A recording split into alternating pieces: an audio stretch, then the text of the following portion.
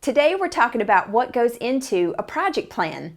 And I get so many questions about planning a project that I decided to put together a series. And in this specific one, we want to dissect different areas that we want to be sure we include in the plan. First of all, some people have a tendency to only think about the product that they're creating, they're building, or they're launching. Then some people only have a tendency to think about the standard areas, the required areas, like what is our scope? What is the time? How long is it going to take? How much is it going to cost? And what are the quality items or quality specs we need to make sure that we meet? But there's more. There's a bigger picture. So what we're planning is we're actually including all the things, the who, the what, the when, the where, and the how. So we want to make sure that we include these critical items. The items like the budget. So for project managers who may not be as budget focused, here's an area where they can cause more damage to the project and also to their credibility. So you want to be sure to plan this with your team. Include all the direct cost and the indirect cost. You also need to include things like travel, any kind of expenses, any kind of overhead or administrative. So think through all of the details that need to be included in your budget.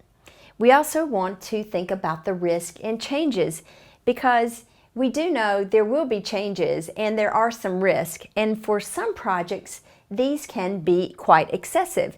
Some people may leave these out thinking, well, my project is so small that we don't really have risk. Well, you can still have a small project, and risks that occur to those small projects can be quite large. So we want to consider those things, plan for them, so that instead of reacting to a crisis when they do occur, we're actually executing a plan.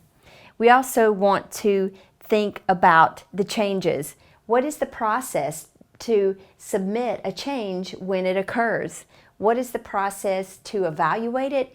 And who actually approves those changes? We also need to plan for our people resources. For instance, do we need specialized experts? And do we bring them on board only when they're needed, or do we bring them on board from the beginning to the end of the project? We also need to think about how do we onboard the people to our project?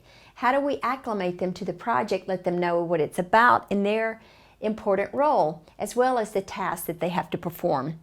We also need to think about transitioning people off the project, because the truth is that projects do either get delayed, they may get canceled, and then they naturally end. We also need to think about the people may get reassigned to another project, or they may get terminated. So what do we do in those cases to transition them off and transition their work? So we want to think about the bigger picture, and if you need a tool that can help you plan your project, then sign up for our software now at projectmanager.com.